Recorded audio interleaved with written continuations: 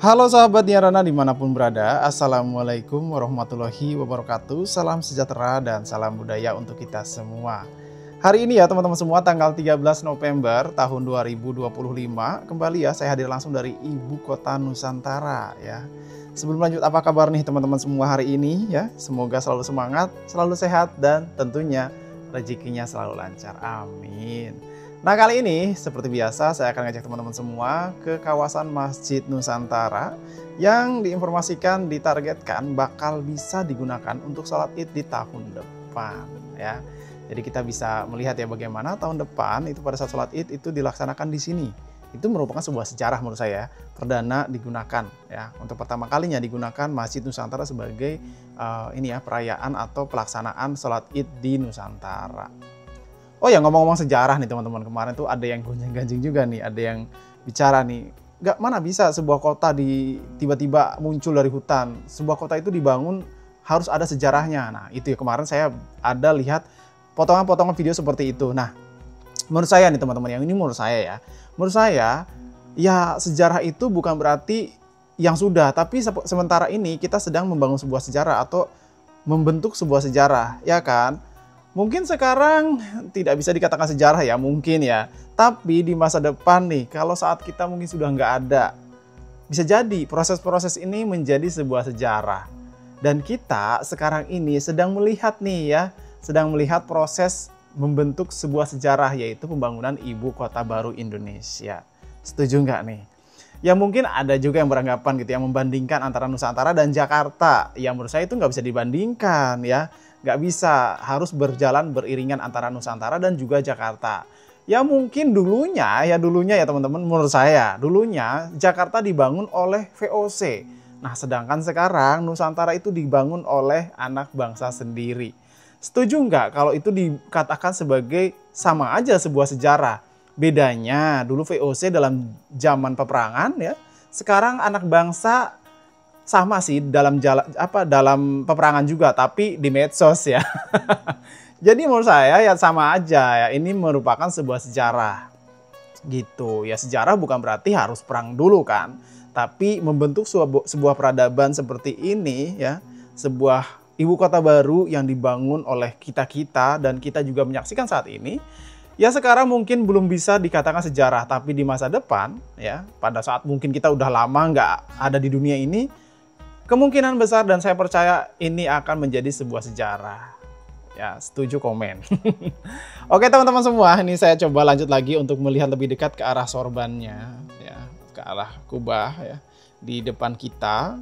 Dan seperti biasa ya, kita kan udah melihat bagaimana sih perubahan-perubahan yang terjadi di kawasan ini.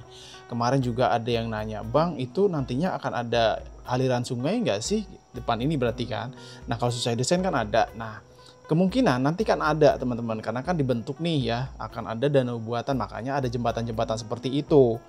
Ke arah Basilika ada jembatan, ke arah sini ada jembatan, bangunan-bangunannya juga dibentuk supaya bisa diakses melalui jembatannya kan tuh di atas sana. Nah ini juga ya tempat komersilnya di sebelah sana, di sebelah antara Basilika dan juga Istana Negara kan sudah hampir selesai. Ini juga di bawah ini ada juga ya untuk tempat jembatannya ya, untuk akses jembatannya, untuk ke tempat komersial gitu kan. Dan ini dia teman-teman semua ya, untuk yang Masjid Nusantara, untuk kubah Masjid Nusantara. Seperti ini kalau kita sudah dekatin, gimana? Cantik kan?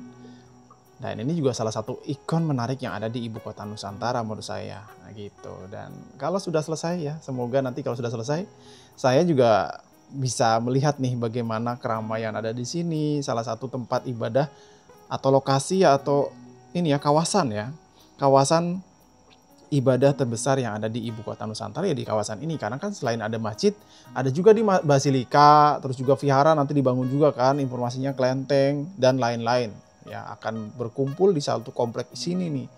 Dan memang kalau kita lihat sekarang ya, pohon-pohonnya masih dominan sama pohon sawit nih di bawah ini, karena udah lama ada teman-teman ya.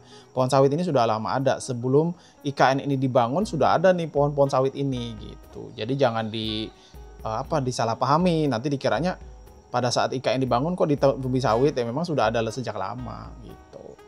Dan ya semoga aja harapannya ya pada saat nanti mungkin diresmikan sudah ada nih ya penanaman pohon minimal di sekitar gedungnya sudah diupayakan untuk penanaman pohonnya, ya kan. Jadi nanti pas peresmian kita bisa lihat nih ada beberapa pohon mungkin yang sudah diupayakan untuk ditanam di sini. Seperti di Basilika sudah ada tuh ya. Di Basilika kalau saya lihat sudah ada nih di bawah, udah ada upaya penanaman pohon. Oke teman-teman semua, ini ya saya coba kelilingin lagi seperti biasa untuk di Basilika. Ya mungkin sekarang ini kita belum ada kesempatan untuk bisa mengakses ke bagian dalam karena masih dalam progres kan. Ya semoga nanti pada saat sudah diresmikan ya kita bisa izin untuk bisa melihat bagian dalam ya untuk melihat kemegahannya bagaimana Basilika maupun Masjid Nusantara gitu. Oke teman-teman semua, ini bagian dari arah sebelah kiri ya. Sebelah kiri dari Istana Negara. Istana Negara lagi kan. Dari Masjid Nusantara teman-teman ya. Selalu aja kesebut terus tuh Istana Negara ya. Nah ini dia untuk pembangunannya ya, proses pembangunannya. Kembali lagi ya. Ya namanya juga lagi proses pembangunan. Pastinya akan ada terlihat ya hal-hal yang masih kurang, yaitu wajar ya. Seperti apalagi kemarin pada saat masih panas. Nah sekarang sudah hujan terlihat ini kan terlihat apa namanya? Terlihat sejuk. Tapi di sisi lain juga kalau kita melihat embungnya, nah ya kan pada saat musim hujan begini, ya memang terlihat sejuk gitu, tanah-tanahnya basah. Tapi pada saat kita lihat embung itu akan terlihat keruh. Nah tapi sebaliknya pada saat mulai jarang hujan, embung-embungnya terlihat jernih. Tapi tanah-tanah yang di sekitar bangunannya terlihat gersang. Nah semoga aja nanti pada saat sudah mungkin tertata ya pohon-pohonnya dan lain-lain, ya akan diminimalisir ya tentang gersangnya itu. Saya percaya pasti bisa lah itu ya. Nah ini dia teman-teman semua, saya akan coba ke arah masjid lagi melalui Basilika Nusantara nih depan kita. Ini kan bentuknya semacam salib ya teman-teman, kalau saya bisa amati. Gimana menurut kalian? Nah ini coba kita akan ke arah masjid seperti yang teman-teman minta ya. Kemarin Bang coba lihatkan ke arah atas dengan sudut pandang mata elang ke bawah. Di bagian ini ya, di bagian ini kubahnya. Nah ini coba saya akan naikkan ke atas. Nah coba teman-teman hitung nih ada berapa nih lekukannya. Saya hitung ya 1, 2, 3, 4, 5, 6, 7, 8, 9, 10, 11, 12, 13, 14, 15 ya. Ada 15 lekukan yang ada di kubah ini. Nah menurut teman-teman ini melambangkan apa nih ya? Yang tahu boleh komen ya, silahkan komen. Nah ini kalau kita lihat dari atas, suasana Masjid Nusantara. Ini kalau seumpama saya bayangin ya kalau malam ada lampu ya yang meliuk-meliuk gitu ya, lampu seperti lampu yang ada di Masjid Bandung ya. Nah itu ada lampu-lampunya yang meliuk-meliuk itu cakep loh. Apalagi kita lihat dari atas gitu malam-malam. Terus di bawahnya ada ini ya, ada danau. Wih, dilengkapi sama air mancur, cakep kan. Oke teman-teman semua ya, saya akan coba lihatkan bagian menaranya. Oh ya kemarin juga ada komentar beberapa yang sempat saya baca ya sekilas. Itu menanyakan, Bang kok menaranya kayak miring? Nah teman-teman kalau saya amati ya teman-teman. Kalau saya amati mungkin karena sudut pandang kameranya, jadi terlihat miring.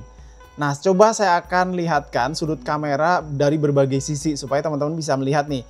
Apakah beneran miring? Kalau menurut saya sih nggak miring ya. Kalau menurut saya nggak miring. Cuman dari sudut kamera aja. Sehingga terlihat miring. Karena kan kamera itu kadang-kadang ini ya ada distorsinya gitu kan. Ada kayak melengkung gitu. Nggak beda sama penglihatan mata langsung ya. Sama penglihatan mata langsung sama kamera itu berbeda. Ada distorsinya lah. Distorsi atau apa sih? Salah nggak saya ngomong gitu? Nah pokoknya gitulah ya. Teman-teman bisa simak. Kalau menurut saya nggak miring gitu ya. Ini lurus-lurus aja gitu ya. Seperti ibu kota Nusantara yang lurus-lurus sampai saat ini gitu. Nah ini teman-teman semua saya akan coba bagian ini ya, bagian ke arah teluknya. Biar teman-teman bisa lihat untuk secara luas kondisi terbaru di kawasan Masjid Nusantara, Basilika Nusantara dan juga akses-akses jalannya. Nah ini ya saya sudah coba mundur sedikit seperti biasa supaya teman-teman bisa melihat bagaimana ya kawasan Masjid Nusantara. Oh ya, tidak terasa sudah hampir 10 menit kita bersama di video kali ini. Kayaknya kita sudahin dulu ya untuk pantauan kali ini. Saya Dianana pamit undur diri ya. Pokoknya selalu kita doakan semoga ibu kota Nusantara terus maju. Kita bisa menyaksikan ya sejarah ini dibangun di tanah Kalimantan Timur. Wassalamualaikum warahmatullahi wabarakatuh.